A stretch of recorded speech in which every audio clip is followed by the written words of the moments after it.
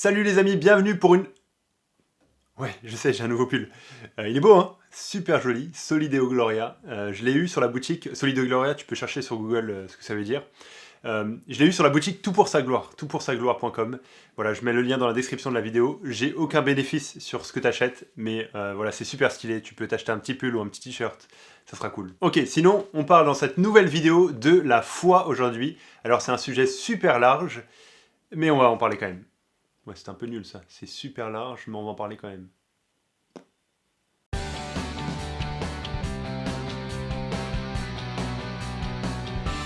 Alors oui, on va parler de la foi. C'est quoi la foi? Qu'est-ce qu'on devrait avoir en tête quand on parle de la foi? Comment est-ce que la Bible présente la foi? Alors on pourrait dire plein de trucs sur ce sujet-là et probablement si on demandait à 100 personnes différentes de définir ce qu'est la foi, ça se trouve on aurait 100 définitions différentes. Je sais pas, ça c'est une statistique non vérifiée. Souvent on a tendance à voir la foi comme quelque chose d'abstrait, quelque chose qui plane un peu. Voilà, toi t'as la foi, moi j'ai la foi qu'il va faire beau demain, moi j'ai la foi que je vais réussir mon contrôle de maths. Et c'est quelque chose de, voilà, d'un peu incertain, c'est un espoir qui est un peu général. Mais c'est pas comme ça que la Bible parle de la foi. La foi dans la Bible, c'est quelque chose de très précis. C'est une confiance qui est placée dans des vérités. Et dans des vérités qui concernent Jésus, qui il est et ce qu'il est venu faire sur cette terre. Et il y a trois aspects de la foi qui ont été mis en avant dans l'histoire de l'Église, dans le passé. Trois aspects qui composent la foi biblique. Le premier aspect de la foi, c'est de connaître des choses. Et on voit ça dans Romains, au chapitre 10, les versets 14 et suivants. « Comment donc feront-ils appel à celui en qui ils n'ont pas cru?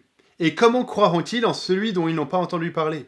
Et comment entendront-ils parler de lui si personne ne l'annonce ?» Donc ces versets montrent que pour croire en Jésus, on a besoin d'entendre parler de lui. On ne peut pas croire en Jésus si on ne connaît pas qui il est et ce qu'il a fait sur cette terre. Et donc le premier aspect de la foi, le premier élément qui compose la foi biblique, c'est de connaître des choses, d'avoir un contenu, de savoir qui est Jésus, de savoir le problème de notre péché qui nous sépare de Dieu, de savoir des choses, de connaître ces choses-là. C'est la connaissance. Mais ça s'arrête pas là, et ça c'est pas suffisant, parce qu'il y a plein de gens qui connaissent des choses par rapport à Jésus, il y a plein de gens qui connaissent des choses par rapport à la Bible, et qui pourtant n'ont pas la vraie foi, et ne se définiraient même pas comme chrétiens. Et donc le deuxième aspect de la foi, c'est de reconnaître ces choses comme étant vraies. Donc oui, connaître des choses, savoir des choses, mais aussi les reconnaître comme étant vraies.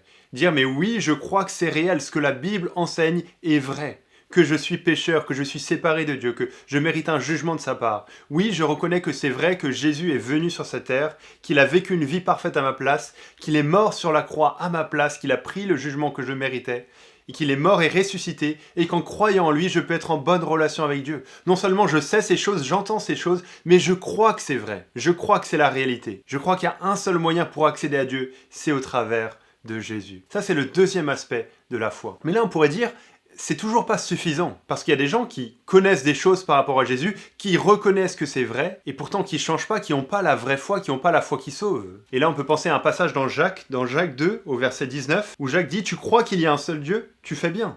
Les démons aussi le croient. » Et ils tremblent. Les démons croient que Dieu existe, ils reconnaissent que c'est vrai, et pourtant, est-ce qu'on pourrait dire qu'ils ont la vraie foi, la foi biblique? Non, pas du tout. Et donc il suffit pas de connaître des choses à propos de Jésus, il suffit pas de reconnaître que ces choses sont vraies. Le troisième aspect de la foi qui est essentiel et qui est la conclusion logique des deux premiers, c'est de se confier dans ces choses. Oui, connaître des choses, reconnaître que c'est vrai, et se confier dans ces réalités. Dire mais oui, je me confie réellement en Jésus pour être sauvé. Je reconnais qu'il n'y a aucun autre moyen par lequel je peux être sauvé, autre que Jésus lui-même. Et en fait, s'arrêter au deuxième aspect de la foi, de reconnaître que c'est vrai, c'est pas logique. Parce que si on reconnaît que Jésus est vraiment le seul chemin pour accéder à Dieu, alors qu'est-ce qu'il faut faire?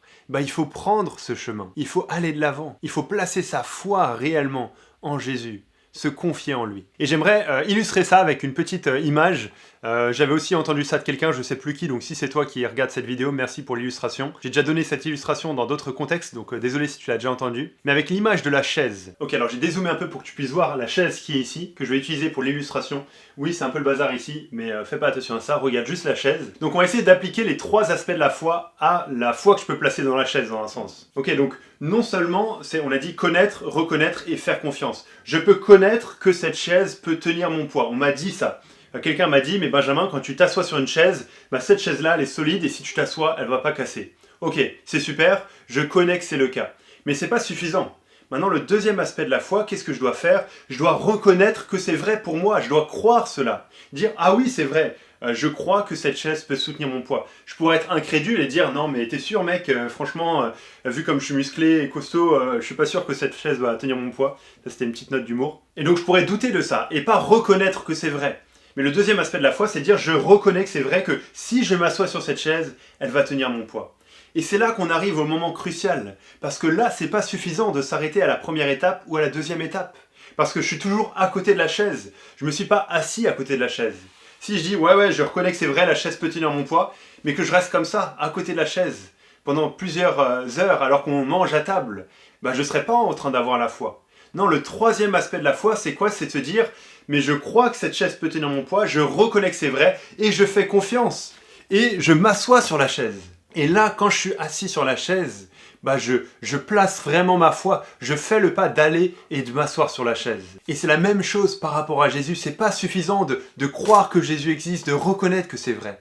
Il faut aller faire le pas et placer sa confiance en Jésus. Reconnaître qu'il n'y a que lui qui peut te sauver et qu'il n'y a que lui pour qui il est digne que tu vives ta vie. Voilà, donc ça c'était l'illustration de la chaise, je pense élue meilleure illustration de l'année 2020. Et j'espère que ça t'aura aidé à mieux comprendre ce qu'est la foi selon ce que la Bible dit. Si t'as des questions, n'hésite pas à les mettre en commentaire, je pourrais faire des vidéos sur le sujet. Bon courage pour le confinement les amis, bon courage pour la fin de l'année et à très bientôt.